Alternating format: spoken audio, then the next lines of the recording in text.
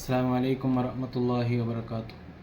പ്രത്യേകിച്ച് റമളാൻ മാസത്തിൽ നിങ്ങൾ ശ്രദ്ധിക്കേണ്ട ചില കാര്യങ്ങളുണ്ട്. നോമ്പ് മുറിയുടെ കാര്യങ്ങളെ തൊട്ട് നിങ്ങൾ ശ്രദ്ധിക്കും. ഓപ്പണായ ദ്വാരത്തിലൂടെ, അതായത് മൂക്കു, കാത്, ബായി ഇങ്ങനത്തെ ഓപ്പണുള്ള ഈ പക്കത്തിൽ തടിയുള്ള ഒരു വസ്തു ഉൾഗ പ്രവേശിച്ചിട്ട് കണ്ടെങ്കിൽ നോമ്പ് ബാത്തിലായിട്ട്. അതുപോലെ കാതുക്, മൂക്കു മറന്ന് ഇത്തുവാട്ടൽ കൊണ്ടിട്ടും നോമ്പ് ബാത്തിലാവും.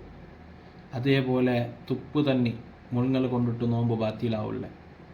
അതേപോലെ ചില ആളുമാർ മുങ്ങിക്കുലിക്കിട സമയത്തും അറിയാണ്ട് ഗൊന്താവാണ്ട് കാതിലുൽഗമ മൂക്കുടുൽഗമ തന്നി പോയിട്ടുണ്ട് കണ്ടെങ്കിൽ നോമ്പ് മുറിയിട്.